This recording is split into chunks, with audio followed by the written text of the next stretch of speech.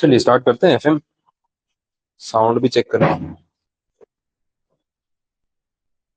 चलिए स्टार्ट करते हैं। एफएम साउंड भी चेक करें। चलिए स्टार्ट करते हैं। एफएम साउंड भी चेक करें। चलिए स्टार्ट करते हैं।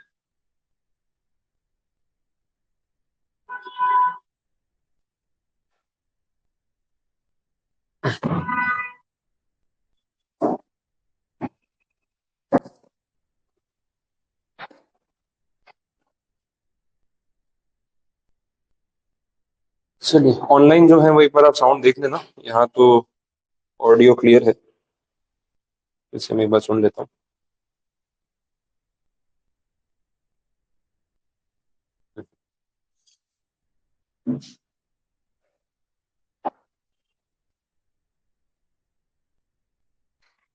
चलिए शुरू कर रहे हैं। वर्किंग कैपिटल मैनेजमेंट की कल बात हो रही थी।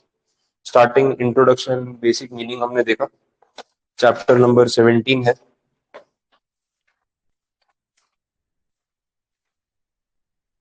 Page number 655। वहां से अपना टॉपिक पेंडिंग है।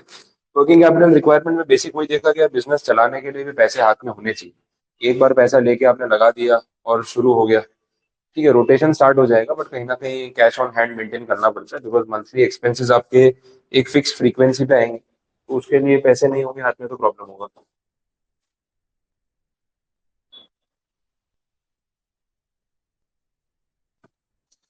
ठीक है, अब जो अगला आंसर है, that is the concept of negative working capital.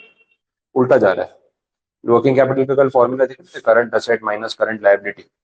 Asset, current asset ज्यादा होगी और करंट लायबिलिटी कम होगी, तो ऑब्वियसली वो आपका वर्किंग कैपिटल कितना रिक्वायरमेंट है वो दिखेगा।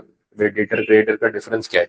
लेकिन अगर ये उल्टा हो जाए, लायबिलिटी ज्यादा हो जाए और करंट असेट कम हो जाए, ऐसा भी हो सकता है। अब इसके ना दो रीजंस हो सकते हैं जो इन्होंने यहाँ पे दिए हुए हैं कि भाई ऐसा कब होगा, जब क्रेडिटर्स या आपकी लायबिलिटीज बढ़ जाए और आपकी असेट्स कम हो जाए। एक तो इनएफिशिएंसी की वजह से भी हो सकता है, ये भी एक रीजन है। लेकिन दूसरा एक बहुत इंटरेस्टिंग रीजन दिया। चलो इनकी जो फ्लो है उसके हिसाब से बता देता हूँ। स्टार्टिंग में उन्होंने वही बताया कि ये एक सिचुएशन आ सकती है जहां पे आपको दिखे कि वर्किंग कैपिटल माइनस में जा रही है। और फॉर्मूला के हिसाब से चलते हैं तो हमें पता है कि भाई नेट वर्किंग कैपिटल का जो फॉर्मूला है उसमें बोला है current assets minus current liability. तो ये वैसे तो नॉर्मली ये पॉजिटिव अमाउंट ही आना चाहिए, बट कहीं अगर ऐसा सिनारियो हो गया, लायबिलिटी जो है it is greater than current asset, जो आपके क्रेडिटर्स को आपको पे करना है ना, वो अमाउंट आपका ज्यादा है और जो डेटर से आपका आने वाला है वो कम है, तो नेगेटिव वर्किंग कैपिटल भी क्रिएट हो सकता है। एक तो बड़ा इंटरेस्टिंग तरीका है या रीजन है, जो बोल रहे हैं कि आपकी एफिशिएंसी बहुत ज्यादा है। एफिशिएंसी इन द सेंस, आप इमीडिएट सारा माल कैश में बेच देते हो। इमेजिन कर लो सिचुएशन तो आपको समझ आएगी, बिकॉज कल मैंने वो डीमार्ट वाला एग्जांपल दिया था, कहीं ना कहीं वो बात आपको रिलेट हो सकती है यहाँ पे। डीमार्ट का सामान हाथों हाथ बिक जाता है, सारा सामान कैश पे बिकता है, क्रेडिट पे सेल होता ही नहीं। जब क्रेडिट पे सेल होगा ही नहीं, तो करंट एसेट क्रिएट होगी, डेटर्स, रिसीवेबल्स, जीरो रिसीवेबल्स, क्योंकि जो आता है सामान खरीदता है पैसा पूरा दे के चला जाता है। तो कैश रिच बिजनेस है मेरा, सारा कैश का बिजनेस है, पैसे हाथ में आ जाते हैं तुरंत। उधारी में मैं सामान बेचता ही नहीं हूँ, तो कोई लेनदारी है ही नहीं किसी से पैसे लेने हो। तो जितना अमाउंट है ना वो सारा मेरे कैश में पड़ा हुआ है, तो वहां पे डेटर्स क्रिएट होते नहीं।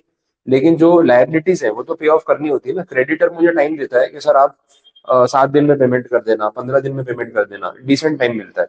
बट सामने जो सामान बिकता है वो सारा कैश में बिकता है।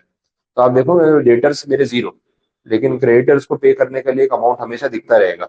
बट इसका मतलब ये नहीं है कि मेरा बिजनेस जो है वो इनस्टेबल है, इंसॉल्वेंसी का खतरा है, लॉसेस में है, वो पार्ट नहीं है। पार्ट ये है कि मेरे पास सारा पैसा कैश में ऑलरेडी पड़ा है, उल्टा मैं उनको जब चाहे चुका सकता हूँ।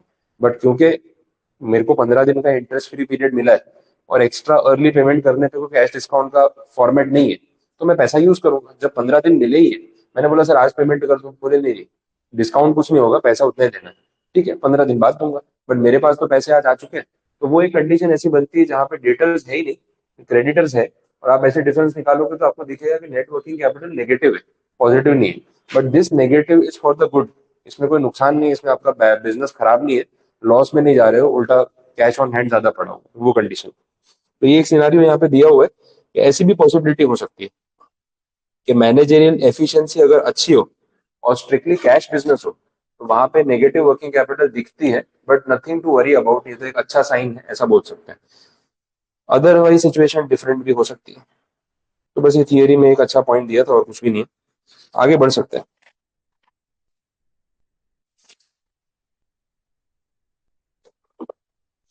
जो टॉपिक इन्होंने दिए है ना, मैं इस ऑर्डर में नहीं ले रहा हूँ, अपने सारे टॉपिक्स पढ़ेंगे लेकिन ऑर्डर अलग रहेगा। तो जो आगे के टॉपिक्स है अभी वो सब स्किप करके हमें आना है डायरेक्टली पेज नंबर 663। सारे मेथड सॉल्व करेंगे लेकिन सीक्वेंस अलग रहेगा। नया टॉपिक है आज का, अब कैलकुलेशन पे जाएंगे हम। That is called the operational cycle concept. Operational cycle की बात कल थियरी में हुई थी, एक प्रोडक्शन साइकिल था, एक ऑपरेशनल साइकिल था। Operational cycle wider term, production cycle उसका एक हिस्सा है। मैंने आपको बोला कैश लगा के कैश में कन्वर्ट करने में कितना टाइम लगेगा, that is the operational cycle. मैंने आज रॉ मटेरियल खरीदा, रॉ मटेरियल को इन्वेंट्री में रखा, उसमें से वर्क इन प्रोग्रेस में गुड्स गए, फिनिश गुड्स बने, फिनिश गुड्स इन्वेंट्री में पड़े रहे, वो बिके, बिकने के बाद क्रेडिट पे बिके, कुछ महीनों या कुछ दिन के बाद पेमेंट पेमेंट आया। तो जब पेमेंट वापस आया ना, वो जो पूरा साइकिल है, उस साइकिल को हम क्या बोल रहे हैं, that is called the operating cycle. और इसमें कुछ नंबर ऑफ डेज या कुछ नंबर ऑफ मंथ्स लग सकते हैं, दैट डिपेंड्स। थोड़ा इसमें डिटेल में बात कर लेते हैं, क्लैरिटी आ जाए आपको। भाई कैश लेके आया मैं, अब उधार से लाया या खुद का कैश लगाया, इस कैश से मैंने खरीदा रॉ मटेरियल, इस रॉ मटेरियल को प्रोडक्शन में डाला, गुड्स बनने में टाइम लगता है, कुछ दिन ये रॉ मटेरियल भी गोडाउन में पड़ा रहा होगा, इन्वेंट्री मेंटेन की होगी, फिर प्रोडक्शन में गया होगा, वर्क इन प्रोग्रेस में कुछ दिन गुड्स रहे, उसके बाद ये फिनिश गुड्स बन के कंप्लीट हो गए। अब ऐसा तो होता नहीं फिनिश गुड्स बनते ही हाथों हाथ बिक जाएंगे, इन्वेंट्री होगी, सप्लायर के पास जाएगा, आगे डीलर के पास जाएगा, रिटेलर के पास जाएगा, बिकेगा, पेमेंट आएगा, टाइम लगेगा। तो फिनिश गुड्स की इन्वेंट्री कुछ दिन मेंटेन होती है, फिर ये फिनिश गुड्स सेल होते हैं, सेल हुए क्रेडिट पे। अब क्रेडिट पे है तो पैसा आने में टाइम लगेगा। अब डेटर जितने दिन का टाइम आपसे मांग रहा है, वो भी आपका वेटिंग टाइम हो गया। अब ये डेटर जब एक्चुअल में पेमेंट करेगा, तब आपका ये वाला कैश फिर से कैश में कन्वर्ट होगा। तो ये पूरा कैश साइकिल बोल लो या ऑपरेटिंग साइकिल बोल लो, कि पैसा लगाया, पैसा वापस कब आया, इसमें जितना भी टाइम चला गया ना, वो सारा आपका साइकिल टाइम है पूरा। जितने दिन आपको खर्चा निकालना पड़ेगा, कि आज पैसे तो लगा दिए, अब इन बिटवीन सैलरी ये वो रेंट इलेक्ट्रिसिटी जो भी आ रहा है ना, मुझे जेब से चलाना है। हमें ये कैलकुलेट करना है कि कितने दिन का ऑपरेटिंग साइकिल हमारा होगा, और उस हिसाब से कितने फंड्स हमारे हाथ में होने चाहिए। तो that is the calculation part, इसको बोलेंगे ऑपरेशनल साइकिल मेथड। और इसके लिए जो फॉर्मूला उन्होंने दे रखा है ऑपरेटिंग साइकिल को गिनने का, उसमें टर्म्स देख लो कैसे लिखे हुए हैं, थोड़ा वो भी देख लेते हैं। इन्हीं चीजों को कुछ सिंबल्स दे रखे हैं। टोटल ऑपरेटिंग साइकिल को ये लोग स्मॉल टी से डिनोट कर रहे हैं वैसा। इसके अंदर सबसे पहले हमने क्या देखा, रॉ मटेरियल। तो भाई रॉ मटेरियल जितना खरीदूंगा उतना मेरा पैसा उसके अंदर ब्लॉक पड़ा रहेगा। अब रॉ मटेरियल की जितनी इन्वेंट्री मेंटेन करूंगा, उतने पैसे ऑक्यूपाई होंगे। अब मुझे इन्वेंट्री एक दिन की मेंटेन करनी है, 5 दिन की मेंटेन करनी है, 15 दिन की मेंटेन करनी है, वो मेरे ऊपर है, और उसमें बहुत सारे फैक्टर्स होंगे। फिर प्रोडक्शन करना है, फैक्ट्री में प्रोडक्शन चलता रहना चाहिए। प्रोडक्शन करने के लिए क्या चाहिए, रॉ मटेरियल चाहिए। अच्छा, रॉ मटेरियल में मेरे पास चॉइस है, चाहूँ तो मैं एक दिन की इन्वेंट्री मेंटेन करूँ कि कल खत्म हो जाएगा, या एक महीने का रॉ मटेरियल पहले से मंगवा लूँ। जितने दिन का रॉ मटेरियल मेंटेन करूंगा तो पेमेंट तो पीछे करना पड़ेगा, तो पेमेंट में मेरा पैसा ब्लॉक होगा। अच्छा, अब इसमें क्या होता है ना, बहुत सारे फैक्टर्स देखने होते हैं कि रॉ मटेरियल हम ऑर्डर करते हैं तो ऐसा है कि इंस्टेंटली आ जाते हैं, या उसमें कुछ साइकिल लीड टाइम लगता है, 5 दिन पहले ऑर्डर देना पड़ेगा, 7 दिन पहले ऑर्डर देना पड़ेगा, कैलकुलेशन होती है। अब सप्लायर ऐसा बोलता है कि सर आज ऑर्डर दोगे ना, तो 8वें दिन पे गुड्स भेजूंगा। तो मुझे वो गिनती लेके चलनी पड़ेगी कि 8 दिन का स्टॉक तो मंगाना ही पड़ेगा, क्योंकि आज ऑर्डर किया और 3 दिन का स्टॉक मंगाया, 8वें दिन पे आएगा वो, और वो चौथे दिन खत्म हो जाएगा। फिर नया ऑर्डर दूंगा तो फिर 8 दिन बाद आएगा। तो मुझे कैलकुलेशन लेके चलना है कि कितना ऑर्डर एक साथ देना है, कि कभी मैं स्टॉक आउट नहीं हो जाऊं। नहीं तो पता चला फैक्ट्री में लेबर बैठी है, मशीन चालू है, रॉ मटेरियल खत्म हो गया, फिर कैसे चलेंगे। तो थोड़ा बहुत एक्स्ट्रा रखना ही पड़ेगा। दूसरा अप्रोच हो सकता है कि मेरा सप्लायर जो है बोलता है सर कोई प्रॉब्लम नहीं है, सुबह ऑर्डर करोगे शाम को आ जाएगा, तो मैं ज्यादा से ज्यादा 2 दिन का स्टॉक रखूंगा, उससे ऊपर का क्यों रखूंगा। सप्लायर जब अश्योर कर ही रहा है कि सेम डे मिल जाता है, तो अननेसेसरी मैं पैसा ब्लॉक करके क्यों रखूं। भाई तू हर 2 दिन में कुछ भेज देना, और 2 दिन का ही भेजना, मेरे को एक साथ नहीं चाहिए, क्योंकि फिर पेमेंट भी तो एक साथ देना पड़ेगा। दूसरा ऑप्शन ये है कि मेरे को फंड्स की प्रॉब्लम नहीं है, ये हर 2-2 दिन में सामान मंगवाने में, ऑर्डर करो, स्टोर करो, ट्रांसपोर्ट ये वो, 30 दिन का रॉ मटेरियल भेज दे, गोडाउन में पड़ा रहेगा। 28वें दिन का नया ऑर्डर दे दूंगा, फिर 30 दिन का भेज देना, क्योंकि 2 दिन तो आने में लगेंगे, उससे ज्यादा लगने वाले नहीं। ये सारा कैलकुलेशन हमें करना है। तो रॉ मटेरियल जितने दिन तक गोडाउन में पड़ा रहेगा वो आपका पैसा ब्लॉक करेगा, तो आपकी ऑपरेटिंग साइकिल का एक पोर्शन टाइमिंग के हिसाब से वो खा जाएगा। अच्छा, रॉ मटेरियल खरीदा है तो जरूरी है कैश में खरीदा होगा? हो सकता है उधार में खरीदा हो। अब जितने दिन आपको क्रेडिटर टाइम दे रहा है पेमेंट करने के लिए, उतना आपका पैसा कम ब्लॉक होगा। वो बोलेगा आराम से देना ना 30 दिन बाद, तो अच्छी बात है, मुझे वर्किंग कैपिटल में पैसे की जरूरत कम पड़ेगी। वो बोलेगा नहीं 2 दिन में देना पड़ेगा, तो यार पैसा लेके आता हूँ कहीं से। तो जितना क्रेडिटर आपको टाइम दे रहा है टू मेक पेमेंट, वो हो जाएगा माइनस, आपके टोटल ऑपरेटिंग साइकिल में से ड्यूरेशन लेस हो जाएगी। सब में ये बात मैं आपको और क्लियर करा दूंगा। उसके बाद रॉ मटेरियल चला गया प्रोडक्शन में, और अब वर्किंग प्रोग्रेस के फॉर्म में आ चुका है। आधे गुड्स बन गए, आधे कंप्लीशन पे है, बट प्रोडक्ट को कंप्लीट करने में 2 दिन, 5 दिन, 10 दिन, 15 दिन लग जाते हैं। It is a process. तो जितने दिन आपका वो raw material semi finish goods की कैटेगरी में पड़ा रहेगा, उतने दिन पैसा आपकी जेब से लग रहा है। You have to wait for that cash recovery, वैसा है। इसके बाद वर्क इन प्रोग्रेस में गुड्स कंप्लीट होके बन गए, फिनिश गुड्स के फॉर्म में आ गए। अब फिनिश गुड्स के फॉर्म में इन्वेंट्री पड़ी है गोडाउन में, माल बनते बिक जाएगा इतना जरूरी नहीं। कितनी बार लोगों के गोडाउन में स्टॉक पड़ा रहता है, यार अभी कोई डिमांड तो नहीं है, ये बना के रखा है, देखते हैं। टेक्सटाइल में प्रॉब्लम होता है बहुत बार। लोग क्या है ना, बल्क में मैन्युफैक्चरिंग करके कपड़ा बना बना के गोडाउन में भर देते हैं। ऑर्डर आएगा, अपने पास माल रेडी है, भाई उतनी डिमांड ही नहीं है। अब जितने दिन का माल रेडी पड़ा है, उस पर क्रेडिटर के फोन आ रहे हैं, यार पैसा भिजवा दो। प्रिंटिंग वाला बोल रहा है मेरा पैसा भिजवा दो, यान वाला बोल रहा है मेरा बिल भर दो। तो पैसे सबको चुकाने और माल बिक नहीं रहा आगे। तो ओवर इन्वेंट्री भी अच्छी नहीं। तो फिनिश गुड्स के फॉर्म में जितने दिन आपका पैसा उसमें ब्लॉक रहेगा, वो भी यहाँ पे ऑपरेटिंग साइकिल में काउंट होगा। और लास्ट पार्ट जो है, माल बिकने के बाद डेटर्स, उसको स्मॉल बी से इन्होंने डिनोट किया, बुक डेट्स बोल सकते हो, ठीक है। तो भाई डेटर से जो पैसा लेना है, अब उनको आपने कितने दिन का क्रेडिट दिया, 5 दिन, 10 दिन, 15 दिन, वो भी यहाँ पे काउंट होगा। ये सब कुछ प्लस माइनस करके फाइनली हमें पता चलता है कि टोटल ऑपरेटिंग साइकिल हमारा कितना है। और जितने दिन यहाँ पे आएंगे, उतने दिन के हिसाब से आपको पैसा हाथ में रख के चलना पड़ेगा, ये कैलकुलेशन है। अब गिनना कैसे है उसके ऊपर बात करेंगे। सिंबल्स देख लो, सिंबल समझ में आ रहे हैं सारे, क्लियर हुए ये पॉइंट्स? सब कुछ लिखा हुआ है, मेंशन भी किया हुआ है, टी का मतलब क्या है, आर का मतलब क्या है, डब्ल्यू का मतलब क्या है, सब बोला हुआ है। अब जब सम आएगा तो आपको इसके रिगार्डिंग डेटा दे रखा होगा, और उसके बेसिस पे हमें ये सारे फैक्टर्स कैलकुलेट करने हैं एक एक करके। ये सारे फैक्टर्स ना नंबर ऑफ डेज में कंप्यूट होंगे, वो ध्यान रखना। नंबर ऑफ डेज, रुपीज में नहीं। ऑपरेटिंग साइकिल कैलकुलेट कर रहे हैं ना, कितने दिन का साइकिल है। आज कैश लगाऊंगा रॉ मटेरियल खरीदने के लिए, तो डेटर से जब पैसा आएगा वो पूरा साइकिल कितने दिन का होगा, तो वही तो हमें कंप्यूट करना है। तो इसका आंसर जो आपको मिलेगा, ये this is number of days. ये रुपीज में कैलकुलेशन नहीं हो रहा है, पहले ध्यान रखना। अब देखते हैं, देख लो पेज नंबर 664 पे इलस्ट्रेशन नंबर 5 दे रखा है। इसके थ्रू अपने पूरा कैलकुलेशन समझेंगे कि एग्जैक्टली हमें क्या करना है। फाइंड तो वही करना है, ऑपरेटिंग साइकिल। इसमें जो टी है वो फाइंड करना है, और उसके अंदर के सारे टर्म्स हमें एक एक करके कैलकुलेट करना है। सबसे पहले बात करेंगे रॉ मटेरियल की, एक एक करके सॉल्व करते हैं ना। रॉ मटेरियल की बात करते हैं। रॉ मटेरियल में मेरा कितने दिन का पैसा ब्लॉक हुआ पड़ा है, क्या कैलकुलेशन है वो समझो।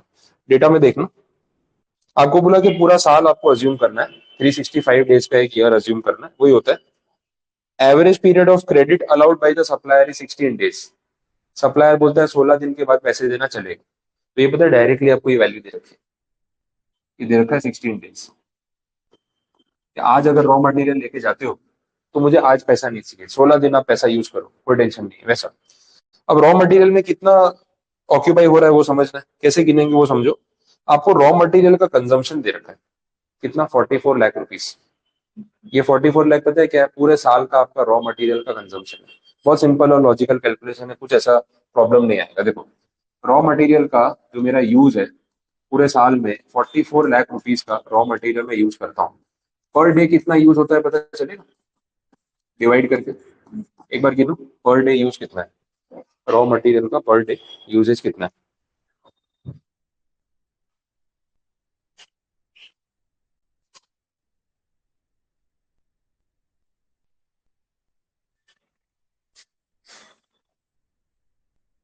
है कुछ वैल्यू?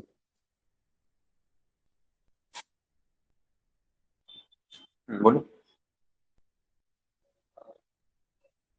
12,054 है, वो पैसे में चले। This is raw material use per day. आगे, एक दिन का आपका इतने रुपए का रॉ मटेरियल कंज्यूम होता है। अब आपके पास ना एवरेज स्टॉक कितना मेंटेन्ड है, इन्वेंट्री कितनी पड़ी है वो डेटा दे रखा होगा। देखो कितना है, कितने रुपए का रॉ मटेरियल पड़ा रहता है एनी टाइम आपके गोडाउन में। 3,20,000। समझ आ रहा है? तो कितने दिन का स्टॉक पड़ा रहता है वो पता चलेगा। 3,20,000 रुपए का रॉ मटेरियल आपके गोडाउन में एवरेज मेंटेन होता है। ये कितने दिन के कंजम्पशन के बराबर है। एक दिन का कंजम्पशन कितना है, 12,000 रुपए अप्रोक्स, ठीक है। पर डे आप 12,000 रुपीज का रॉ मटेरियल प्रोडक्शन में यूज कर लेते हो, और आपके पास 3,20,000 रुपए का स्टॉक पड़ा हुआ है। ये कितने दिन चलेगा मालूम पड़ेगा, सीधा डिवाइड करना है ना। समझ आ रही है क्या कर रहे हैं, कितने दिन का स्टॉक पड़ा रहता है आपके पास वो गिन रहे हैं। डिवाइड करके देखो कितना आंसर आ रहा है। 26।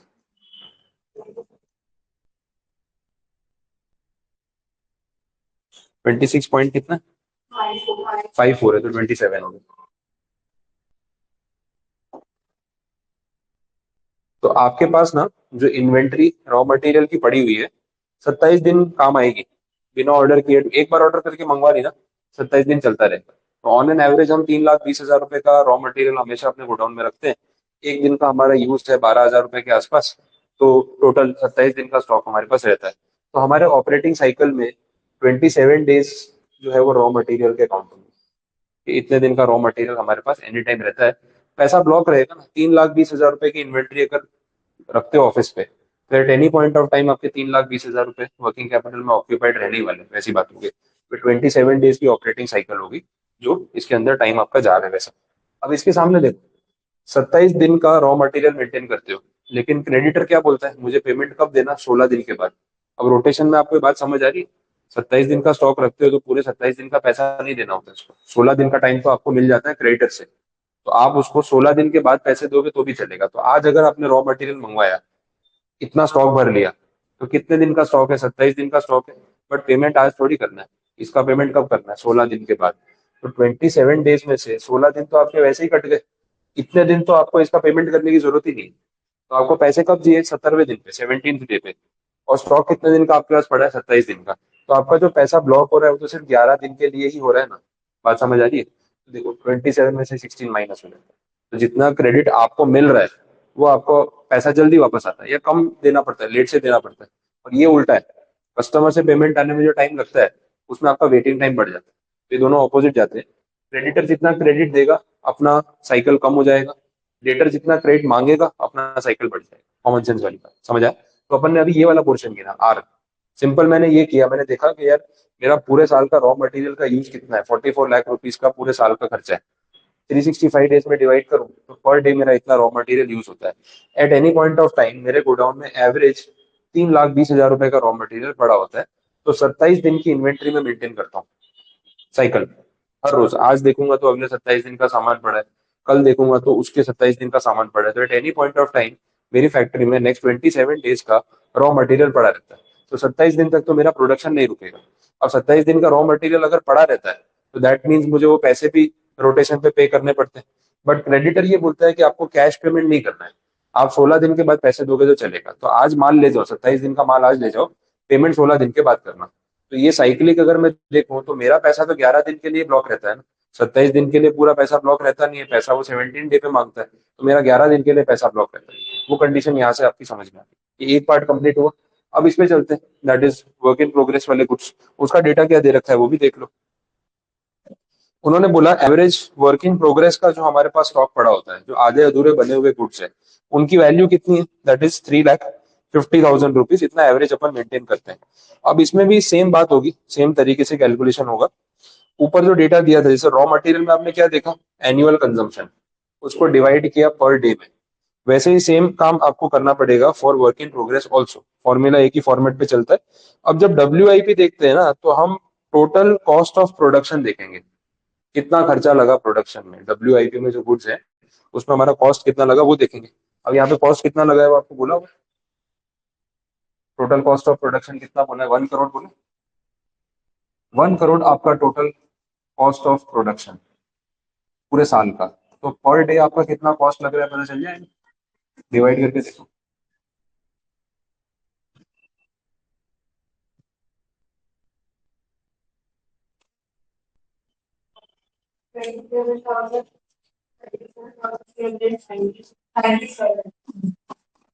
ठीक है, अप्रोक्स ये आ रहा होगा। तो 1 करोड़ रुपए का आपका प्रोडक्शन कॉस्ट पूरे साल का लगता है, तो उसमें पर डे डिवाइड करोगे तो 27,000 रुपए का रोज का प्रोडक्शन का खर्चा है, ठीक है, WIP पर डे। और आप टोटल एवरेज WIP अपनी फैक्ट्री में आपके पास कितना है, एनी पॉइंट ऑफ टाइम पड़ा होता है 3,50,000। तो 3,50,000 रुपीज के सेमी फिनिश गुड्स आपकी इन्वेंट्री में हमेशा होते हैं, एवरेज। और एक दिन में कितने रुपए के सेमी फिनिश गुड्स क्रिएट होते हैं, तो बोला 27,397। तो ये डिवाइड करो कितना आ रहा है, 13, 13 डेज आ रहा है। तो WIP या सेमी फिनिश गुड्स की जो इन्वेंट्री है ना, वो 13 दिन आपके ब्लॉक कर देती है। मतलब पैसा आने में इतना दिन आपका लग जाएगा, आगे जाके कन्वर्ट होगा वैसे। तो 13 डेज आपके इसमें चलेगा। अब जो अपना टोटल ऑपरेटिंग साइकिल कैलकुलेशन चल रहा था, रॉ मटेरियल में कितने दिन का ब्लॉकेज है, क्रेडिटर्स कितना टाइम आपको देते हैं, प्लस इसमें कितना टाइम चला जाता है, तो भाई ये कैलकुलेशन अपन देखें तो 27 days minus 16 days plus 13 days, पैसा कितने दिन ब्लॉक रहता है वही गिन रहे हैं अपन। 27 दिन में 16 क्रेडिट मिल गया, 11 दिन ब्लॉक रहा, 13 दिन इसमें ब्लॉक पड़ा रहता है पैसा, क्योंकि eight any point of time आपके गोडाउन में 3.5 लाख रुपए के सेमी फिनिश गुड्स पड़े होते हैं। अब जब तक ये प्रोडक्शन में जाके कंप्लीट नहीं होंगे, जब तक बिकेंगे नहीं, तब तक पैसा आएगा नहीं। और इसको कन्वर्ट करने के लिए 13 दिन हमको लग जाएंगे नेक्स्ट लेवल पे जाने के लिए। 13 डेज का WIP तो हम हमेशा मेंटेन करते हैं, तो हमारा ऑपरेटिंग साइकिल में वेटिंग टाइम बढ़ जाता है। तो एक पार्ट और कंप्लीट। इसके बाद बात आएगी फिनिश गुड्स की। गुड्स बन चुके हैं, फिनिश हो चुके हैं, गोडाउन में पड़े हैं, ऑर्डर आएगा तब बेचूंगा, तब तक पड़े रहेंगे वैसा। तो नेक्स्ट पॉइंट वो है, फिनिश गुड्स की एवरेज इन्वेंट्री हमारे पास है 2,60,000 रुपीज की, ये डेटा दे रखा है। अच्छा, अब पूरे साल का कितने रुपए का फिनिश गुड्स बनता है, तो उसके लिए हमें देखना होगा कॉस्ट ऑफ सेल्स। जो आपको डेटा दे रखा है, कॉस्ट ऑफ सेल्स कितना दिया हुआ है, 1 लाख, सॉरी 1,05,00,000। हाँ, ये कॉस्ट ऑफ सेल्स मतलब this is without profit. Selling price नहीं बोल रहा हूँ, कॉस्ट ऑफ सेल्स मतलब जो जितने रुपए का सामान आपने बेचा, उसको बनाने में आपका कॉस्ट कितना लगा। आपने जो सेल रेवेन्यू किया है ना, वो क्वेश्चन में दिया है 1,60,00,000। दिख रहा है, थोड़ा टर्म्स क्लियर कर रहा हूँ तो कंफ्यूजन ना हो। आपने पूरे साल में 1,60,00,000 रुपए का सामान बेचा है, this is your sale value, but sale includes profit. और हम जब यहाँ पे वर्किंग कैपिटल रिक्वायरमेंट कैलकुलेट कर रहे हैं, तो प्रॉफिट पे गिनेंगे या कॉस्ट बेसिस पे। जो नफा है वो तो अलग चीज है ना, या तो हम खर्चा गिन रहे हैं कि कॉस्ट में मेरा पैसा कितना ब्लॉक हो जाता है। तो ऑब्वियसली मैं फिनिश गुड्स की वो वैल्यू देखूंगा कि उसको बनाने में मेरा कितना पैसा लगा, जिसमें direct cost, indirect cost, service cost सब कुछ आ जाता है, बट प्रॉफिट मार्जिन नहीं आता। तो जो मैं अमाउंट कंसिडर करूंगा, that should not be sale revenue, it should be the cost of the goods sold, जिसको अपने COGS बोलते हैं, वो यहाँ पे कंसिडर होगा। अब देख लो इसका कैलकुलेशन कैसे करें। कॉस्ट ऑफ गुड्स सोल्ड या कॉस्ट ऑफ सेल्स, कॉस्ट की बात हो रही है, नॉट सेल वैल्यू। ये बोला है 1,05,00,000, ये बोला होगा। और कितने दिन में डिवाइड होगा, 365 डेज। तो पर डे जो फिनिश गुड्स मेरे यहाँ बनता है ना, उसकी कॉस्ट ये है 28,767। इतने रुपए के गुड्स रोज बनते हैं। और ऐसे गुड्स डेली बनते होंगे 28,000 रुपए करके डेली। ऐसे कितने रुपए के गुड्स मेरे पास at any point of time godown में पड़े होते हैं, वो उन्होंने बोला 2,60,000, ठीक है। तो 2,60,000 की फिनिश गुड्स की इन्वेंट्री मैं हमेशा मेंटेन करता हूँ। और पर डे 28,000 रुपए के फिनिश गुड्स मेरी इन्वेंट्री में ऐड होते जाते हैं। तो ऐसे देखा जाए तो कितने दिन का स्टॉक पड़ा है मेरे पास, 9 डेज। समझ आया। तो 9 दिन लगते हैं फिनिश गुड्स को बाहर निकलने में। अगर मैं आज सारा प्रोडक्शन सब कुछ बंद कर दूं, यही स्टॉप कर दूं, तो मेरे पास 9 दिन की इन्वेंट्री है। अगले 9 डेज का जो मेरा सेल है, वो इतने में से हो जाएगा। तो ऑपरेटिंग साइकिल में 9 डेज जुड़ जाएंगे वैसा। तो अभी तक जो अपन ने की ना, 27 में से 16 माइनस किया, फिर आपका वर्क इन प्रोग्रेस वाले में 13 आया, फिनिश गुड्स वाले में कितना आ गया, 9 आ गया। तो ऑपरेटिंग साइकिल यहाँ तक पहुंचा। अब लास्ट पार्ट पे चल रहे हैं, डेटर्स। इनसे पैसा आने में कितना टाइम लगता है वो हमें देखना है, तो वो कैलकुलेशन भी देख लेते हैं। अब डेटर्स वाले केस में तो देखो, आप डेटर से जो पैसा मांगते हो तो सेल प्राइस पे होता है। आपने पूरे साल में कितने रुपए का सामान बेचा, पूरे साल में आपने सेल्स किया 1,60,00,000, ये सेल प्राइस है ना। और पर डे कितने रुपए का सेल कर रहे हैं, 365 डेज, डिवाइड करके देखो पर डे कितना आ रहा है।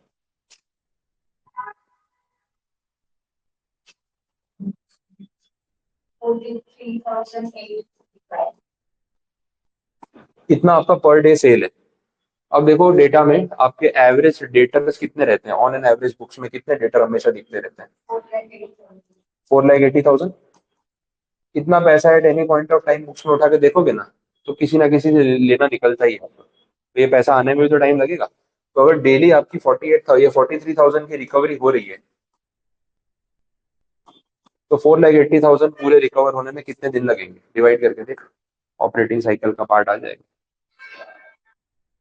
11। तो आज से अगर हम गिनेंगे 43,000 रोज आएंगे, तो ये पूरा रिकवरी होने में हमारे 11 दिन लग जाएंगे। तो eight any point of time 11 days का पैसा तो डेटर्स के हाथ में रहता ही है, जो आना बाकी होता है, रोटेशन में चलता है। आज किसी का पैसा आया भी होगा, बट आज सेल हुआ भी होगा, आज कुछ वर्क इन प्रोग्रेस में भी गया होगा, आज कुछ रॉ मटेरियल भी आया होगा, आज कोई फिनिश गुड्स भी बना होगा। तो ये ना साइक्लिक है, कंसिस्टेंटली चलता रहता है।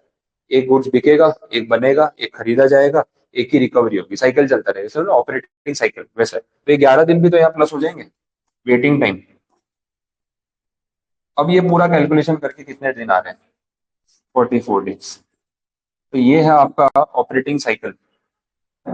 ऑपरेटिंग साइकिल टोटल, अगर आपको ये इस लेवल पे चलाना है, इतनी इन्वेंट्री मेंटेन करनी है, इतना सेल करना है, इतना रेवेन्यू जनरेट करना है, तो 44 डेज का आपका ऑपरेटिंग साइकिल रहेगा। मतलब आज कैश डालोगे ना रॉ मटेरियल खरीदने के लिए, तो यहाँ से जो पेमेंट आता है ना डेटर से, वहां तक पहुंचते पहुंचते 44 डेज आपके लग जाएंगे। ये आपका साइकिल है। तो 44 डेज आप सर्वाइव कर सको विदाउट एनी इनकम, उतनी आपको वर्किंग कैपिटल हाथ में रखनी है। जो भी आपकी पर डे रिक्वायरमेंट है, उस हिसाब से 44 डेज का खर्चा आपको हाथ में लेके चलना है। ठीक है, 44 डेज के बाद पेमेंट आ जाता है, और फिर साइकिल चलता है ना। देखो फर्स्ट डे से गिनोगे तो प्लस 44 डेज करोगे तो 45th डे आएगा। सेकेंड डे से गिनोगे और प्लस 44 करोगे तो 46th डे आएगा। साइकिल चलता रहेगा ना, फिर एक एक दिन आगे बढ़ते जाओगे तो कुछ ना कुछ पेमेंट आता रहेगा। एक बार गाड़ी चल पड़ी फिर प्रॉब्लम नहीं, लेकिन स्टार्टिंग में अगर आप कैलकुलेशन करो, इतने फंड्स आपको हाथ में रखने चाहिए, ये बोला। तो इसको हम बोलते हैं operating cycle, calculation of operating cycle. बोलो कुछ कंफ्यूजन यहाँ तक कुछ नहीं समझ आया, क्लियर हो रहा है? अब ये टॉपिक हमने कंप्लीट किया। इन्होंने ना इस चीज को फॉर्मूला वाइज लिखा है। पेज 664 पे देखो, मैंने अभी आपको फॉर्मूला वाइज नहीं समझाया, मैं सिर्फ मीनिंग समझा रहा था। नहीं, फॉर्मूला जो कर रहे हो वही लिख देना, उसमें ऐसा कुछ फॉर्मूला जैसा लर्निंग की बात नहीं है, मैं इसलिए टैली करा रहा हूँ। जो आपने किया उसको एक नाम देना है और कुछ भी नहीं है। तो सबसे पहले अपन ने गिना आर, जिसमें पार्ट था R-C प्लस W+F+D, वैसे हम गिन रहे थे। तो जो आप करते गए हो ना, उसको आपको नाम देते जाना और कुछ नहीं। और थोड़ा फॉर्मूला के फॉर्म में बात कर लेते हैं। आर जो आपने कैलकुलेट किया रॉ मटेरियल, तो आपने ये देखा कि भाई मेरा एवरेज स्टॉक कितना रहता है। अब वो अपन ने पहले कंजम्पशन कैलकुलेट किया, लेकिन वो यहाँ पे डिनोमिनेटर वाला पार्ट है। Average stock of raw material हमारे पास कितना है, आपके सम के हिसाब से वो कितना था? 3,20,000। ठीक है, तो ये आएगा न्यूमरेटर, आपने किया वही है। फिर हमने ये देखा कि 3,20,000 की इन्वेंट्री हमारे पास एनी पॉइंट ऑफ टाइम पड़ी रहती है। हमारा पर डे रॉ मटेरियल का यूज कितना है, या पर डे हमारे पास कितना रॉ मटेरियल कंजम्पशन में जाता है, तो वो डेटा आपने कैलकुलेट किया। तो average raw material used per day, तो वो कैलकुलेशन आपने कैसे किया कि भाई 44 लाख रुपीज का मेरा पूरे साल का कंजम्पशन है, और उसको अगर मैं पर डे में कन्वर्ट करूं, यही हो रहा था। अपन ने ना पहले ये गिना, ठीक है, फिर इससे डिवाइड किया, तो उन्होंने इसको फॉर्मूला बना दिया। अब यहाँ से आपका सीधा आंसर आ जाएगा 27 डेज। बोलो बात समझ आ रही? जो अपन ने किया वो भी करोगे तो सेम ही बात है, कोई फर्क नहीं है। लेकिन उन्होंने थोड़ा उसको और कम कंटेंट में एक्सप्लेन करके एक फॉर्मूला के फॉर्म में रख दिया कि भाई हमें आर निकालना है, मतलब रॉ मटेरियल में हमारे कितने दिन चले जाते हैं वो गिनना है, कितने दिन का पैसा ऑक्यूपाई हो जाता है, पर डे हम कितना यूज करते हैं, और कितनी इन्वेंट्री मेंटेन करते हैं। तो अपन ने पहले डिनोमिनेटर को अलग से गिना, पर डे अमाउंट निकाला, तो 320 से डिवाइड कर दिया, किया वही अपन ने, बट ये एक साथ ही लिख दिया वैसा। हमने दो स्टेप में गिना, पहले ये स्टेप किया, फिर ये स्टेप किया वैसा। तो आपको जैसे भी समझ में आए वैसे कर सकते हो, सामने वाले को पढ़ के समझ में आ जाना चाहिए आपने क्या किया। अब देखो, अगर आप अपन ने जैसे पहले लिखा अगर वैसे करोगे ना, तो आपको लिखना ज्यादा पड़ेगा, बिकॉज फिर आपको ये चीज समझानी पड़ेगी, फिर ये चीज समझानी पड़ेगी। इसको अगर आप इसी चीज में समराइज कर सको, तो एक फॉर्मूला में आपका काम हो जाएगा, और कुछ भी नहीं है। एवरेज स्टॉक रॉ मटेरियल का आपका कितना रहता है, और पर डे कितना कंज्यूम होता है, और यही फॉर्मेट आगे भी चलता रहेगा। अब देखो इसके बाद जब आपका सेमी फिनिश गुड्स वाला पार्ट आएगा। तो बात वही है, एवरेज स्टॉक ऑफ WIP, ठीक है। डिनोमिनेटर में एवरेज यूज वही आ जाएगा पर डे वाला। अब उसमें देखो कैलकुलेशन करोगे तो कैसे होगा। एवरेज WIP आपके पास कितना पड़ा है, 3.5 लाख रुपए, तो ये तो है ही। अब पूरे साल का WIP के लिए जो हम देखेंगे उसमें प्रोडक्शन कॉस्ट देखेंगे, तो यहाँ पे लिखेंगे average production cost per day. Production cost per day लेना, सिर्फ पर डे आ जाएगा सब में, तो 365 से डिवाइड होना है। तो आपका जो एवरेज प्रोडक्शन कॉस्ट या टोटल प्रोडक्शन कॉस्ट है पूरे साल का, वो कितना था, 1 करोड़ था, डिवाइड बाय 365, पर डे आ गया ना। बस ये कैलकुलेट कर लो, सीधा आंसर आ जाएगा, जो भी आ रहा था। आ रहा है 13 डेज। समझ आए।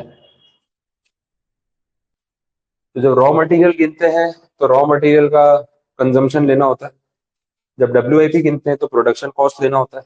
जब फिनिश गुड्स गिनते हैं तो कॉस्ट ऑफ सेल्स लेना होता है। तो अगला फॉर्मूला जो आएगा फिनिश गुड्स वाला, उसमें अगेन ऊपर तो एवरेज स्टॉक ही रहने वाला है फिनिश गुड्स का, नीचे आ जाएगा एवरेज कॉस्ट ऑफ सेल्स, मतलब पर डे। तो अगेन बात वही होगी कि आपके पास एवरेज स्टॉक फिनिश गुड्स का कितना पड़ा रहता है eight any point of time, तो बोला था भाई 2,60,000, तो रहता ही है। और cost of sales per day कितना होता है, तो भाई 1,05,00,000 और डिवाइड बाई 365, एवरेज आ गया वैसे। और फॉर्मूला रट के लिखना है तो है ही ऑप्शन, सीधा सीधा लगा दो, बट क्या करना है अंदर वो आपको बता दिया पहले। मैंने पहले एग्जीक्यूशन कंसेप्चुअली समझाया, फिर फॉर्मूला समझा रहा हूँ, तो ये दिमाग में बैठ जाएगा। कहीं भूल गए फॉर्मूला तो सोचना तो आता ही है कि यार हम कर क्या रहे हैं, तो हम ये निकाल रहे हैं कि कितने दिन का पैसा ब्लॉक रहता है। तो सीधी बात है, अगर मैं फिनिश गुड्स गिन रहा हूँ तो फिनिश गुड्स मेरे पास कितने रुपए के पड़े हैं, 2,60,000 रुपए के फिनिश गुड्स मेरे गोडाउन में एनी टाइम पड़े होते हैं। एक दिन में कितने रुपए के फिनिश गुड्स बनते हैं वो गिन लूंगा, सीधा डिवाइड कर दूंगा तो साइकिल मिल जाएगा। अब फिनिश गुड्स बनाने के लिए मैं कॉस्ट ऑफ सेल्स ही देखूंगा, सब कुछ ही आ जाएगा इसके अंदर, direct indirect, labour material marketing selling servicing सारे कॉस्ट आ जाते हैं, ये वैसा हो गया। प्रॉफिट के अलावा सारे खर्चे आ जाते हैं इसमें, ऐसा।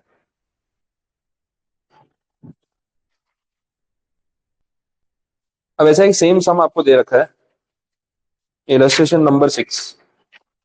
आइडियली आपको घर पे जाके पहले इलस्ट्रेशन 5 एक बार लिख के सॉल्व कर लेना चाहिए, ताकि थोड़ी ग्रिप आ जाए, फिर आप 6 वाला ट्राई करोगे तो सेम पैटर्न पे, तो कोशिश करके देखोगे तो आइडिया आ जाएगा क्या हो रहा है।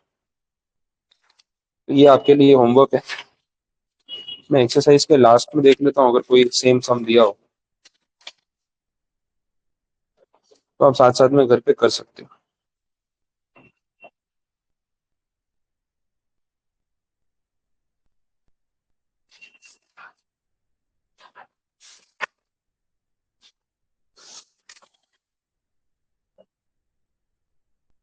सब अलग अलग ही दिख रहा है अभी तो, जाने देते हैं, मैं एक बार थोड़ा अच्छे से उसको रेफर भी कर लूंगा। कोई सम अगर ऐसा निकला जो आपको दे सकता हूँ तो मैसेज कर दूंगा, बाकी कोई इशू नहीं। चलो, तो ये ऑपरेटिंग साइकिल कैसे कैलकुलेट करना है समझ आया, कोई कंफ्यूजन इसमें, सिंपल था ही। आगे देखें, इसी टॉपिक के बाद कुछ थियरी दे रखी है, शॉर्ट में आपको थियरी बता देता हूँ, मेरी जरूरत ज्यादा पड़ेगी नहीं इसमें।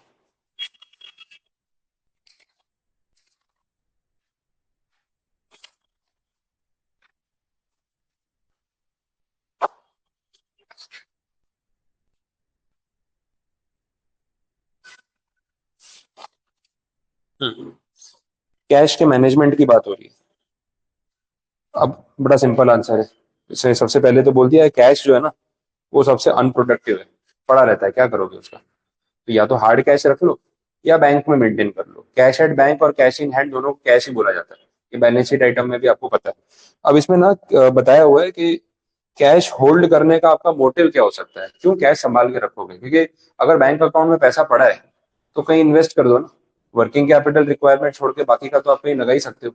तो कैश को एज अ कैश होल्ड करने के क्या मोटिव हो सकते हैं, तो थियरी आंसर है, हेड पॉइंट वाला आंसर है। सबसे पहले बोला है ट्रांजेक्शन मोटिव। ट्रांजेक्शन मोटिव मतलब खर्चा आने वाला है, किसी को चुकाना है, ट्रांजेक्शन के लिए पैसे रखें, वेरी सिंपल, उसमें कोई टेक्निकल बात नहीं है। प्रिकॉशनरी मोटिव, प्रिकॉशनरी का मतलब सेफ साइड, कहीं कुछ खर्चा आ गया तो, कहीं कोई जरूरत पड़ गई तो थोड़ा पैसा तो रहने तो साइड, वैसी बात है। और तीसरा स्पेक्यूलेटिव मोटिव, स्पेक्यूलेशन का मतलब क्या होता है, अगर कोई मौका बन गया तो फायदा ले लेंगे, स्पेक्यूलेशन का मतलब है गैम्बलिंग, बेटिंग। कोई ऐसी अपॉर्चुनिटी आ गई एकदम से, तो तब मैं आउट ऑफ कैश हो गया तो प्रॉब्लम, वैसा है। तो उस रीजन से भी हम पैसा हाथ में रख सकते हैं, speculation. Next, factors determining the level of cash, कितना पैसा हाथ में रखूं, वो अब सोचना है। तो उसके लिए अलग अलग फैक्टर्स है। क्रेडिट पॉलिसी, आपकी कंपनी की क्रेडिट पॉलिसी क्या है, कितने दिन में पैसा मांगते हो, कितने दिन में पैसा चुकाते हो, उससे वो गैप पता चल जाएगा कि भाई क्रेडिटर्स को पैसा 30 दिन में देना है, कस्टमर से पैसा 45 दिन में आता है, तो 15 दिन का मैनेज करके चलना है। वो एक पॉइंट हो सकता है। दूसरा, नेचर ऑफ द प्रोडक्ट, जो प्रोडक्ट आप बना रहे हो वो कैसा है। नेचर ऑफ द प्रोडक्ट मतलब नेसेसरी है या लग्जरी है, उस पर भी डिपेंड करता है। मार्केट जब खराब होता है ना, तो लग्जरी इंडस्ट्री की लग जाती है। अभी मार्केट बहुत खराब है। अभी कल ही मैं देख रहा था डायमंड इंडस्ट्री वालों का सोशल मीडिया पे, अपने सूरत का काफी वीडियोस चल रहे हैं, जो चैनल्स है और ये सूरत सिटी और जो सब पेजेस बने हुए हैं उस पे। तो डायमंड में जो लोग काम कर रहे हैं उनका इंटरव्यू लिया, और 2 साल से बहुत मंदी है डायमंड में, हम लोग सर्वाइव नहीं कर पा रहे हैं, सेल ही नहीं है, काम ही नहीं है, फैमिली कैसे चलाएं। डायमंड कैसा प्रोडक्ट है, लग्जरी प्रोडक्ट है या नेसेसिटी है? Obviously luxury. अब जब महंगाई बढ़ जाती है, आज की डेट में देखा जाए तो इन्फ्लेशन काफी है, महंगाई बहुत है, तो मेन क्या होता है ना कि पहले अपने फिक्स जरूरत के खर्चे पूरे करने हैं। ये सब चीजें तो एक्स्ट्रा है। अब यार राशन महंगा है, पेट्रोल महंगा है, बिजली महंगी है, ट्रांसपोर्टेशन महंगा है, पढ़ाई महंगी है, हेल्थ महंगी है, तो पहले उसमें खर्चा होगा। मिडिल क्लास फैमिली के पास उसके बाद पैसा बचता ही नहीं, इसी में सोच समझ के कटौती करके खर्चा करना पड़ता है, तो और पैसे तो बचते नहीं। अब जब फंड्स वैसे ही कम है तो डायमंड कौन खरीदेगा? तो जब ऐसी सिचुएशन आती है ना, तो डायमंड मार्केट या लग्जरी मार्केट जो है ना वो डाउन हो जाता है, तो उनके लिए वो चीज प्रॉब्लमेटिक हो जाती है। तो ये पॉइंट यहाँ पे बोला हुआ है कि भाई आप जो प्रोडक्ट बेचते हो कैसा प्रोडक्ट है, नेसेसिटी वाला प्रोडक्ट है अदरवाइज। अब कोविड देख लो, कोविड के टाइम पे पूरी दुनिया बंद हो गई, लेकिन एसेंशियल सप्लाई वालों की चांदी हो गई। फ्रूट्स है, वेजिटेबल्स है, एफएमसीजी प्रोडक्ट्स है, किराने का सामान है, उसमें कहाँ शॉर्टेज आई, वो तो ज्यादा बिक रहा था। समझ आ गई? तो वो नेसेसिटी वाला प्रोडक्ट है ना, वो क्राइसिस में बिकेगा ही बिकेगा, मजबूरी में लोग खरीदने ही वाले हैं। लेकिन लग्जरी वाले प्रोडक्ट में प्रॉब्लम आ सकती है, तो लग्जरी कंपनीज को ध्यान रख के चलना पड़ता है कि यार हमारा टाइम हमेशा नहीं आएगा, जब आएगा तब लोग खुल के खर्चा करेंगे। शादियों का सीजन आता है, डायमंड्स की परचेज होती है। फिर ये आपका दिवाली आती है, तो डायमंड्स का परचेज होगा, लोग शॉपिंग करते हैं। कोई मुहूर्त आता है, अक्षय तृतीया आ गया, और कुछ आ गया, धनतेरस आ गई, पुष्य नक्षत्र आ गया, मुहूर्त होते हैं। उस दिन तो लोग पागलों की तरह पहुंच जाते हैं। ये वसंत पंचमी थी अभी, तो लोग वसंत पंचमी के दिन शोरूम में जाओ, इतनी भीड़ लगी हुई थी, शुभ दिन मानते हैं आज खरीदेंगे। तो मैं कुछ काम, मेरा वाइफ का कुछ ऑर्नामेंट रिपेयरिंग के लिए दिया था, तो मैं संडे को लेने गया। इतनी भीड़ थी ना, उस पर बात करने का टाइम नहीं है, वेटिंग में लोग बैठे थे। सोना चांदी खरीदने का वेटिंग चल रहा है, दिखाने के लिए, डिस्प्ले के लिए काउंटर खाली नहीं है, पूरा शोरूम है, कला मंदिर वाले का 4-5 माले का शोरूम है, पूरा भरा हुआ है, ऐसा लगा है वो मेला चल रहा है या शॉपिंग मार्केट में घूम रहे हैं, सोचो। अब पैसे हैं लोगों के पास, भरा हुआ है पूरा शोरूम है, सब तो टाइम पास करने नहीं आए होंगे। अब वेटिंग चल रहा है, बोले इसको दिखा दो, इसको कुछ पसंद आए, ये बिल बनवा के जाए, फिर दूसरे को दिखाएंगे, पैसा चल रहा है। तो मुहूर्त के दिन शॉपिंग हो रही है, तो तब क्या होता है, लग्जरी आइटम का सेल भी बढ़ जाता है, वैसा। तो साइकिल्स होती है, वो भी समझनी पड़ती है। आपका बिजनेस कितने बड़े लेवल पे काम कर रहा है, size and area of operation, production cycle कितना है, जो भी गिन रहे थे, उस पर भी डिपेंड करेगा।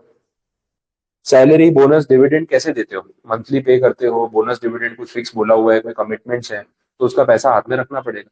कोई कमिटमेंट नहीं है तो चलो ठीक है, नहीं कमाई हुई तो नहीं देंगे, बट हर साल डिविडेंड देना ही पड़ता है, तो फिर उसका प्रोविजनिंग करके चलना पड़ेगा, तो कैश रिक्वायरमेंट रहेगी। ये सब रीजन है। Relation with banks and credit standing of the firm, हाँ वो भी है। बैंक से आपके कैसे रिलेशन है, क्रेडिट स्टैंडिंग का मतलब उधार मांगते हो तुरंत से मिल जाता है या नहीं मिलता है? अगर मिल जाता है तो अच्छी बात है, वो भी एक पॉइंट आएगा। जब मुझे पता है कि शॉर्ट टर्म में कैश चाहिए तो बैंक वाला दे देगा, तो मैं मेरा कैश क्यों पड़ा रहने दूं, उसको इन्वेस्ट कर देता हूँ। शॉर्ट टर्म क्रेडिट तो बैंक दे ही देती है, तो वो भी एक पॉलिसी का आपका पॉइंट हो सकता है। एम्पल कैश होने का फायदा क्या है, अगेन एक theory answer. What is the benefit of having ample cash, advantage. Ample मतलब बहुत पैसा पड़ा है, कोई टेंशन नहीं। पहले तो गुडविल मेंटेन रहती है, कि जिस कंपनी की बैलेंस शीट में कैश ऑन हैंड इतना सारा पड़ा हुआ है, तो भाई स्टेबल कंपनी, कुछ भी प्रॉब्लम आए तो पैसा है इनके पास, तो डर नहीं रहता। कैश डिस्काउंट मिल सकता है, मैं अभी पेमेंट करता हूँ, डिस्काउंट देता है तो बता। कोविड में मार्केट क्राइसिस, प्रॉपर्टी मार्केट गिर गया था, लोगों ने 50-50% डिस्काउंट रेट पे प्रॉपर्टियां खरीदी। मेरे खुद के नोन में हमारी बिल्डिंग में एक दो लोगों ने डील किया, मतलब आई थिंक 60% प्राइस पे प्रॉपर्टी मिली। 1 करोड़ की प्रॉपर्टी 60 लाख में, बेचने जिसको बेचना था उसको जरूरत थी पैसों की, इसके पास कैश पड़ा था, बोले मैं खरीद रहा हूँ, पैसे अभी भेज देता हूँ। अब कोविड के टाइम पे लोगों का महीने का खर्चा नहीं निकल रहा है, तो जिसके पास कैश पड़ा है उसके पास तो फुल बार्गेनिंग पावर है, अभी पैसे देता हूँ, बोल चाहिए, जिसकी मजबूरी है यार मेरे को पैसे चाहिए, कुछ लोन चुकाना है तो प्रॉपर्टी ले लो, सस्ते में मिल गई, तो एम्पल कैश होने का फायदा, डिस्काउंट मिल सकता है।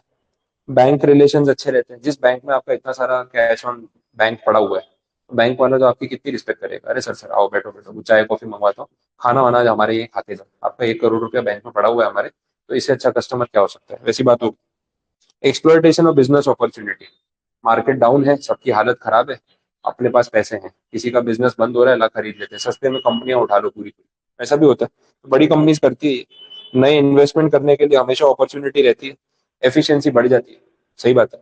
तो ये सब एडवांटेजेस है एम्पल कैश होने के, ये बोला हुआ है। तो ये थियरी वाला पार्ट मैंने आपको इसका कंप्लीट कराया। अब इसमें कुछ कैश मैनेजमेंट के कैलकुलेशंस हैं, जैसे ये बॉमल्स मैथमेटिकल मॉडल ये सब दे रखा है, लेकिन ये अभी का पार्ट नहीं, बाद में देखने वाले, थोड़ा बहुत इसको स्किप करके ना आगे बढ़ सकते हैं। ये कैश वाला ही पार्ट है, कैश फ्लोज का पार्ट है, उसमें एक इंटरेस्टिंग टॉपिक है, ये मिलेगा आपको पेज नंबर 673 पे, 672 673। उसमें एक है managing the cash flow, topic है, थोड़ी थियरी भी है। Managing the cash flow, cash flows manage करने के लिए किन चीजों का ध्यान रखना पड़ता है, इंटरेस्टिंग पॉइंट से देखते हैं। Methods of accelerating cash inflows, देखो मैनेज करना पड़ता है, जुगाड़ करना पड़ता है, कितनी बार होता है पैसों की जरूरत है, कस्टमर को बोला यार पैसे चाहिए थोड़ा जल्दी दे दो, वो क्यों देगा जल्दी, आप उसको क्या पड़ी है, सर डिस्काउंट दे रहा हूँ, आज के आज पेमेंट करोगे ना कैश डिस्काउंट। अब मुझे ना पैनल खरीदनी थी, तो ये पैनल के लिए ऐसे ही हुआ। अब जिससे मैंने पहले पैनल ली बाजू वाली क्लास में, उसी को मैंने बोला कि मुझे एक और पैनल चाहिए और उससे बड़ा साइज चाहिए, तो तू प्राइस बता दे ये वो करके, तो जो प्राइस पे उसने मुझे वो पैनल दी थी, उसके कंपैरिजन में ये वाली महंगी है। अब मैंने बोला थोड़ा डिस्काउंट करते हैं, अब रेगुलर कस्टमर हूँ, एक पैनल खरीदी है, दूसरी खरीद रहा हूँ, 80-90 थाउजेंड की पैनल आती है, कोई छोटी बात तो है नहीं, तो दूसरी खरीद रहा हूँ, आगे और क्लासरूम बनाऊंगा शायद और भी जरूरत पड़ेगी, तो मैंने उसको बोला कि थोड़ा रेट सही लगा देना तेरे हिसाब से जो बेनिफिट हो सके। तो पहले उसने जो प्राइस कोट किया थोड़ा बहुत किया, फिर बोले नहीं और नहीं हो पाएगा इतना इतना, तो मुझे लगा कि नहीं मार्जिन है और थोड़ा बहुत कर सकता है, मैंने बोला थोड़ा और बेटर डील दे दे तो मैं सोच सकता हूँ। तो ये वाज लाइक मैं बात करता हूँ बताता हूँ, फिर से बोला नहीं हो पाएगा सर, मैंने पूछ लिया, मैंने रुक जा, मैं दूसरी कंपनी में पूछता हूँ, क्या पता मुझे इसे बेटर डील को और कंपनी मिल जाए, दूसरी कंपनी का खरीद लूंगा, क्या फर्क पड़ता है, ये स्टैंडर्डाइज प्रोडक्ट है, खाली ब्रांडिंग होती है, बनते सब चाइना में ही, आप बोलोगे आपके नाम का टैग लगा के दे देंगे तो कोई नई बात तो है नहीं।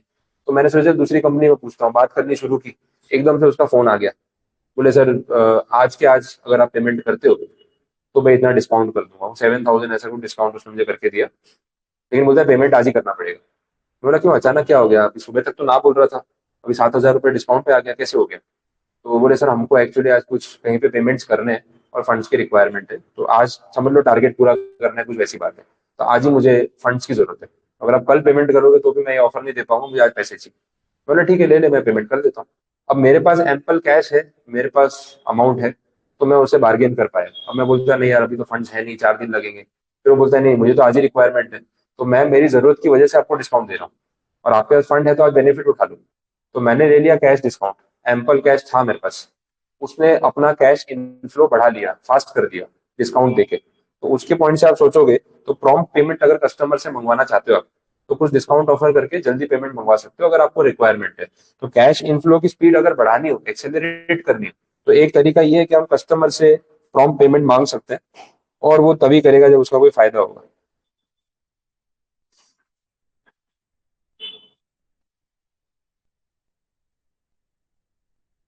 ठीक है, तो ये एक तरीका हो गया, इमीडिएट पेमेंट ले लो, या तो उसको क्रेडिट पे गुड्स बेचो ही मत, हम लोग खाली कैश में ही बिजनेस करते हैं, वैसा हो गया, या फिर डिस्काउंट दे दो। मैंने दोनों पॉइंट बता दिए, इन्होंने यहाँ पे सिर्फ इमीडिएट पेमेंट कलेक्शन की बात की, अच्छा लास्ट में लिख दिया उन्होंने कैश डिस्काउंट भी मेंशन किया है, ठीक है, कॉमन सेंस वाली बात है। Quick conversion of payment into cash, अगर कस्टमर से पैसा चेक से लेते हो तो चेक बैंक में भरने जाना पड़ता है, तो चेक लेने के बाद वेट मत करो, इमीडिएट जाके ना बैंक में भर दो, जितनी जल्दी भरोगे उतनी जल्दी कन्वर्ट होगा। आपने मुझे चेक दिया, मैं 10 दिन बाद भरा, तो 10 दिन तक पैसा मेरे हाथ में ही नहीं आया ना, मैं अगर सेम डे जाके भर देता तो 2 दिन में बैंक में पैसे आ जाते, तो कैश इनफ्लो अपने आप फास्ट हो जाएगा आपका। तो पेमेंट रिसीव करने के बाद चेक डिपॉजिट करने का जो प्रोसेस है, उसको जितना क्विक कर दोगे उतने पैसे आपके जल्दी बैंक में कन्वर्ट होंगे, ये एक तरीका हो गया। दूसरा डिसेंट्रलाइज कलेक्शन, पूरे इंडिया में आपका अलग अलग जगह बिजनेस है, तो कलेक्शन का काम बांट दो, सब जगह खुद कलेक्शन करने निकलोगे ना तो प्रोसेस स्लो हो जाएगा, ये अंडरस्टूड सी बात है।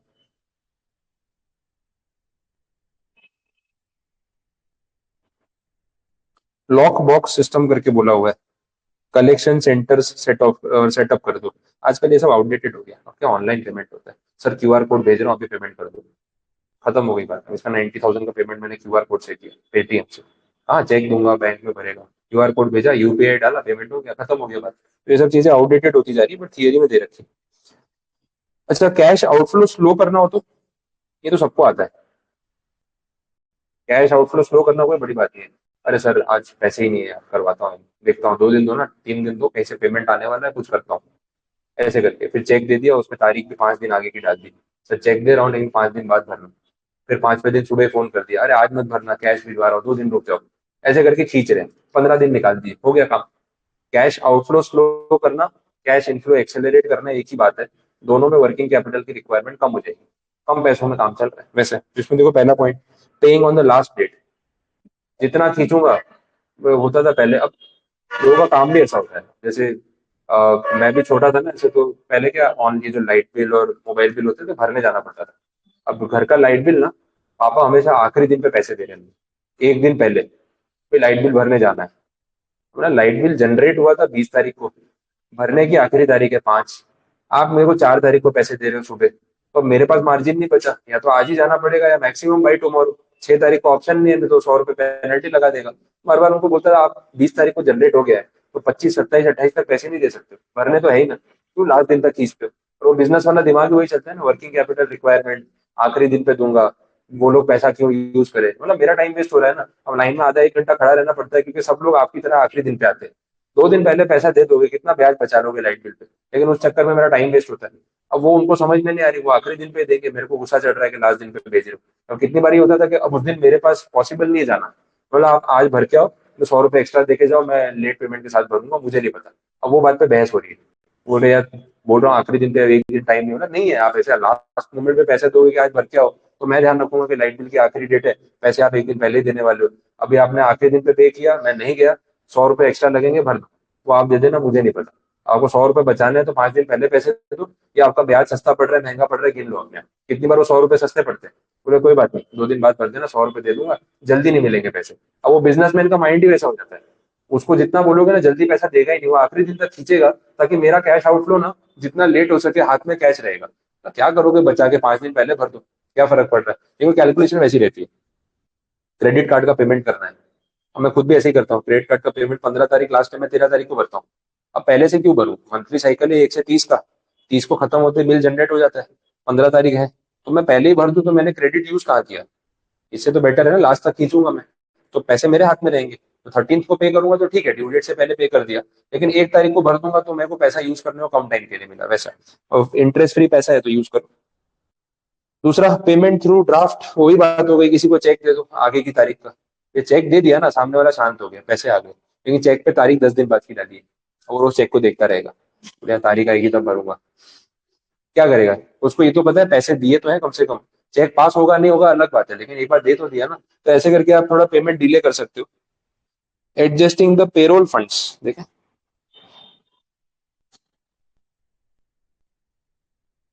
ओके। पेमेंट अगर आप जैसे वर्कर्स की सैलरी है, वेजेस, वीकली वीकली पे करते हो, मंथली पे करो ना, वीकली क्यों पे करते हो। हर हफ्ते पैसा देने से अच्छा है सीधा चौथे हफ्ते पे महीने के एंड में पैसा दो, तो वो डिले हो गया ना, तो फंड आपके हाथ में रहेगा, वो भी एक तरीका है। सेंट्रलाइजेशन ऑफ पेमेंट, पेमेंट एक ही जगह से होगा, हेड ऑफिस से चेक आएगा, ये वो करके खींच दो टाइम, तो अपने आप पैसा आपके हाथ में रहेगा। इंटर बैंक ट्रांसफर्स, ये तो चलो ठीक है, एक बैंक से दूसरे बैंक में आप पैसा ट्रांसफर करके यूज कर सकते हो, वो तो आपका अकाउंट का सेटिंग हो गया, उसमें कुछ खास बात नहीं। तो ये एक अच्छा आंसर हो सकता है। कैश फ्लोज को कैसे मैनेज करें, कैश इनफ्लो बढ़ाना है, कैश आउटफ्लो जो है वो स्लो करना है, तो उसके पॉइंट्स, स्पेसिफिक 4-5 पॉइंट्स है, मतलब आंसर बन सकता है। बोलो, यहाँ तक कुछ कंफ्यूजन समझ आया। अब नेक्स्ट जो टॉपिक इसमें है वो एक्चुअली प्रैक्टिकल सम है, 2 इलस्ट्रेशन है। टॉपिक का नाम है कैश बजट। अभी सम कराने का टाइम आज बचेगा नहीं इसमें, लेकिन एटलीस्ट मैं आपको कंसेप्ट समझा के छोड़ देता हूँ, तो कल यहीं से कंटिन्यू करेंगे तो थोड़ा स्पीड आ जाएगी। कैश बजट की बात हो रही है, इलस्ट्रेशन 9 और 10 में। बहुत इजी सम होता है, जितना बड़ा क्वेश्चन दिखता है ना, उतना बच्चों जैसा क्वेश्चन है, मजदूरी वाला सम, दिमाग नहीं लगाना है, सिर्फ लेबर करना है। अब इसमें होगा कैश बजट का मतलब क्या है, एवरी मंथ कैश आउटफ्लो कितना, एवरी मंथ कैश इनफ्लो कितना, उसका हिसाब करना है। अब सम में आपको डेटा किस तरीके से दिया जाता है, एक ओपनिंग बैलेंस बता देंगे कि मेरे पास शुरुआत में 1 तारीख को इतना कैश ऑन हैंड था, चलो ठीक है, बात समझ आ गई। फिर इस महीने में कितना रिसीवेबल है। रिसीवेबल किस चीज पे होता है? सेल्स पे। जितना सामान बेचोगे उतना ही पैसा कमाओगे ना। तो सेल में दो टाइप के सेल होते हैं, एक होता है कैश सेल, एक होता है क्रेडिट सेल। कैश सेल में क्या होता है? इमीडिएट बेचा, इमीडिएट पैसा आया, तो वो तो जिस मंथ में सेल होगा उसी मंथ में रिकवर हो जाएगा। क्रेडिट सेल में आपको कुछ डेटा दे देंगे कि भाई जून का पैसा जुलाई में आता है, जून का पैसा अगस्त में आता है, time line 30 days credit, 60 days credit. तो आपको वो कैलकुलेशन लेके चलना है कि जब कैश बजट बना रहे हो तो अप्रैल में जो सेल किया उसका पेमेंट आएगा जून में, तो वो रिसीव्ड जो हुआ ना प्लस, वो आपको जून वाले मंथ में दिखाना है, क्योंकि इस महीने तो पैसा आया नहीं। और कैश बजट का मतलब ही है सारा कैलकुलेशन कैश बेसिस पे हो रहा है। वो अपने अकाउंटिंग में नहीं करते अक्रूवल बेसिस, कैश बेसिस। ये कैश बेसिस है। जब तक कैश आएगा नहीं मैं रिकॉर्ड नहीं करूंगा, जब तक कैश जाएगा नहीं मैं रिकॉर्ड नहीं करूंगा। ये लॉजिक चलता है। तो रिसिप्ट और पेमेंट्स देखने होते हैं कौन सा अमाउंट कौन से महीने में रिसीव हो रहा है, सेम मंथ में, नेक्स्ट मंथ में, उसके नेक्स्ट मंथ में, वैसे प्लस करते जाओ। कॉलम्स मंथ वाइज बनते हैं। तो हर महीने का कैश बैलेंस कितना है वो आप इवेल्युएट कर सकते हो। पेमेंट्स में भी सेम है, जो परचेज आपने आज किया, कुछ क्रेडिटर्स हैं जो आपको, मतलब जो सप्लायर्स है वो कैश पेमेंट ही मांगते हैं, तो उनको तो आज ही देना पड़ा इसी महीने। कुछ बोलते हैं अगले महीने चुकाना, तो जो भी आज खरीदोगे एक महीने बाद, जो भी आज खरीदोगे 2 महीने बाद। तो कब आया और कब गया उसकी फ्रीक्वेंसी बता देते हैं। हर महीने का आपको कैश बैलेंस कैलकुलेट करना है, प्लस माइनस करते जाओ। तो जो जिस मंथ में रिसीव हुआ उस मंथ में प्लस, जो जिस मंथ में पे हुआ उस मंथ में माइनस, ऐसी बात होती है। तो इसको हम बोलते हैं कैश बजट। तो सम बड़ा दिखता है लेकिन बच्चों जैसा सम है, सिर्फ मजदूरी करनी है, दिमाग तो लगाना ही नहीं। अब पैसा आया वहां लिख दो, जहाँ गया वो माइनस कर दो, उतना ही है। तो इसके ऊपर ये दो इलस्ट्रेशन अपन कल सॉल्व करेंगे, 9 और 10। 9 वाला थोड़ा समझा देता हूँ, चलो डिस्कस करा देते हैं, भले भी कैलकुलेट नहीं कर रहा हूँ, एटलीस्ट कुछ स्पेसिफिक मिल जाएगा। इन्होंने ऐसा बोला कि 3 महीने का कैश बजट बनाना है आपको, 30 जून तक का। अप्रैल मई जून, 3 महीने, ठीक है। अब देखो डेटा कैसा दिया हुआ है। हर महीने का सेल्स दे रखा है, हर महीने का मटेरियल कॉस्ट दे रखा है, हर महीने का वेजेस और ओवरहेड का खर्चा दे रखा है कि इतना इतना एक्सपेंस है। बट कौन से महीने में चुकाया वो तो डेटा से ही पता चलेगा। फिर बोला 1 अप्रैल को कैश बैलेंस रहेगा 20,000 रुपए, बाकी इंफॉर्मेशन आपके सामने है। Material overheads are to be paid during the month following the month of supply, मतलब अगले महीने। तो अगर जनवरी में 40,000 रुपए का मटेरियल लगा है तो इसका पेमेंट कब होगा? फेब में। फेब वाले का मार्च में, मार्च वाले का अप्रैल में। इस महीने मटेरियल खरीदा है, पेमेंट अगले महीने करना है। तो जो कंजम्पशन दिख रहा है, जैसे अपना मंथ है अप्रैल मई जून, तो अप्रैल में आपका जो कंजम्पशन दिख रहा है ना 56,000 रुपए का मटेरियल, वो चुकाया कब जाएगा? मई में। तो मई के पेमेंट्स में दिखेगा 56,000। समझ आया? कैश के बेसिस पे वैसा कुछ होगा। Wages are to be paid during the month in which they are incurred, तो जून का वेजेस जून में देना है। ये भी क्लियर हो गया। टर्म्स ऑफ सेल्स, सेल्स में क्या बोला? The terms of credit sales are payment by the end of the month following the month of sales. मतलब अप्रैल में जो सामान बेचा उसका पेमेंट मई में आ जाना चाहिए, मई 31 लास्ट। आज अप्रैल में सामान बिका है ना, 31 मई से पहले पेमेंट कर देना। तो मुझे पता है जितने रुपए का क्रेडिट सेल्स मैंने अप्रैल में किया उसका पेमेंट मुझे मई में मिल जाएगा, तो मई के रिसिप्ट्स में दिखा दूंगा। वैसे कैलकुलेशन होगा। Half of the sales are paid when due, the other half to be paid during the next month. तो आधा आधा हो गया ना, आधा क्रेडिट आधा कैश। आधा सेल अभी किया, अभी पेमेंट देना है, आधा अगले महीने। तो वो रेशियो बता दिया, ये कल कैलकुलेशन में देखेंगे। 5% sales commission is to be paid within the month following actual sales. जिस महीने में सेल हुआ अगले महीने 5% कमीशन देना है, सीधा बात हो गई। प्रेफरेंस डिविडेंड 1 मई को पे होता है। शेयर कॉल मनी 1 अप्रैल और 1 जून को ड्यू है, तो दिखा देंगे रिसीट। प्लांट एंड मशीनरी 10,000 रुपए की इंस्टॉल करनी है इन द मंथ ऑफ जनवरी, और उसका पेमेंट करना है जून में, तो तब के पेमेंट में आपको दिखाना पड़ेगा। ऐसा क्वेश्चन है, कुछ नहीं, पर्टिकुलर्स, 3 महीने के कॉलम्स, रिसीट्स और पेमेंट। फॉर्मेट बड़ा सिंपल है उसका। पर्टिकुलर्स मंथ है आपका अप्रैल का, मई का और जून का, ठीक है। और फॉर्मेट में कैसे है, पहले जितने रिसीट्स है वो दिखा दो, तो जितना पैसा जिस मंथ में आया उसकी एंट्री कर दो, और फिर दिखा दो पेमेंट्स, जिस मंथ में जो पैसा गया वो पेमेंट दिखा दो। हर महीने का आपको एक क्लोजिंग बैलेंस मिल जाएगा। ओपनिंग बैलेंस आपको दिया था, जैसे इस सब में उन्होंने बोला 20,000 रुपये हमारे पास थे एज ऑन 1 अप्रैल। तो हर महीने का कुछ ना कुछ क्लोजिंग कैश बैलेंस आपको मिलेगा। इससे पता चलेगा कि इस मंथ में हम कैश सरप्लस में है, किस मंथ में हम कैश में नेगेटिव में है। कितनी बार नेगेटिव कैश भी चला जाता है, तो जिस मंथ में नेगेटिव है ना उस मंथ में बैंक से ओवरड्राफ्ट लेना पड़ेगा, तो उस मंथ का आपका ब्याज लग जाए। ऐसी कैलकुलेशन होती है। तो बड़ा इंटरेस्टिंग और सिंपल है। मतलब ये सम आता है ना तो मेरे को लगता है किसी का गलत ही नहीं होना चाहिए। प्लस माइनस करना है यार। हम्म। अब बीकॉम में आता है ना, कैश बजट आता है, तो उसमें सम आता है। तो ये सम में तो मार्क्स जाने ही नहीं चाहिए वैसा है, तो आ जाए तो अपने जो भी है ना, 5 मार्क्स, 6 मार्क्स, 8 मार्क्स, सीधा बोनस है, क्योंकि सिर्फ कैश प्लस माइनस करना है और कोई कैलकुलेशन नहीं है। तो ये सम गलत होने के चांसेस बहुत कम रहते हैं अगर थोड़ा बेसिक लॉजिक लगा लिया, स्कोरिंग हो जाता है। बस तो ये कैलकुलेशन कल यहाँ पे करवाता हूँ पूरा, एक 9th वाला अपने यहाँ सॉल्व करेंगे, फिर 10th वाला देख लेते हैं, घर से ट्राई करना है तो वो ऑप्शन भी रहेगा।